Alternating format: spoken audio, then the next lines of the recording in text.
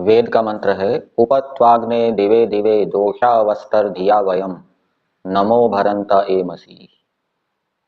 इस मंत्र में कुछ साधक उपासक ईश्वर को संबोधित करते हुए कह रहे हैं। मंत्र में ईश्वर के लिए अग्नि पद आया है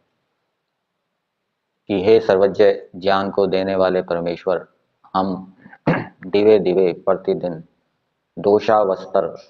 प्रातःकाल और सायंकाल धिया नमो भरंत एमसी, ज्ञान धन आदि साधनों से उत्तम कार्यों को निष्काम भावना से करते हुए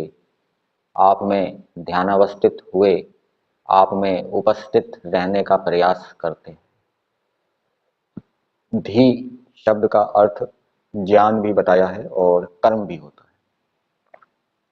अथवा कुछ उपासक कह रहे हैं कि हम दिन भर आपका प्रणिधान करते हुए, ईश्वर प्रणिधान नियम के अंतर्गत आता है, सर्व क्रिया नाम परम गुरु अर्पणम तत्फल संन्यासोवा। दिन भर हम आपका प्रणिधान करते हुए अर्थात दिन भर निष्काम भावना से आपकी आज्ञा का पालन करते हुए प्रातः और सायं कृतज्ञता प्रकट करते हुए ज्ञान विज्ञान की प्राप्ति के लिए आप में ध्यान अवस्थित होते हैं। ये कुछ साधक कह रहे हैं। जब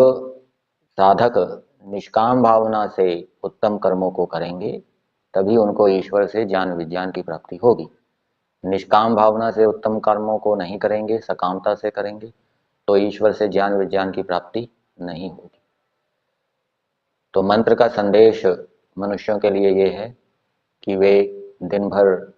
ईश्वर की आज्ञा का पालन करें, ईश्वर का सेवन करें, निष्कामता से उत्तम कार्यों को करें और प्रातःकाल और सायंकाल अपने दोषों को दूर करने के लिए, दुखों को दूर करने के लिए, समस्याओं के समाधान के लिए, रोगों को दूर करने के लिए ईश्वर से जुड़े, ईश्वर से ज्ञान विज्ञान मांगे, क्योंकि परमेश्वर सर्वज्ञ है कि हे परमेश्वर, मेरे को ये दुख है, ये रोग है, ये कष्ट है, ये बाधा है, मेरी ये समस्या है, आप मुझे ज्ञान विज्ञान दीजिए जिससे कि ये मेरे कष्ट दुख दूर हो। और अपनी कामनाओं की पूर्ति के लिए भी कि हे प्रभु, मेरी ये कामना है, ये मैं प्राप्त करना चाहता हूँ, आप मुझे ज्ञान विज्ञान दीजिए जिससे कि मैं शीघ्रता से सरलता से अपनी कामनाओं को पूरा कर सकूं। तो ईश्वर से यदि नहीं जुड़ेंगे, ईश्वर से यदि ज्ञान विज्ञान नहीं मांगेंगे, तो हमारी जो कामनाएं हैं, चाहे दुखों को दूर करने की अथवा सुखों की प्राप्ति की, वो शीघ्रता से सरलता से पूरी नहीं होगी।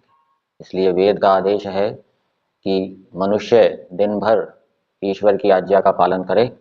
यथाशक्ति निष्कामता से ईश्वर की आज्ञा का पालन करने का प्रयास करें और प्रातःकाल और सायंकाल ज्ञान विज्ञान की प्राप्ति के लिए ईश्वर के साथ जुड़ें, ईश्वर में ध्यानावस्थित हों, ईश्वर के प्रति अपनी कृतज्ञता का भाव प्रकट करें।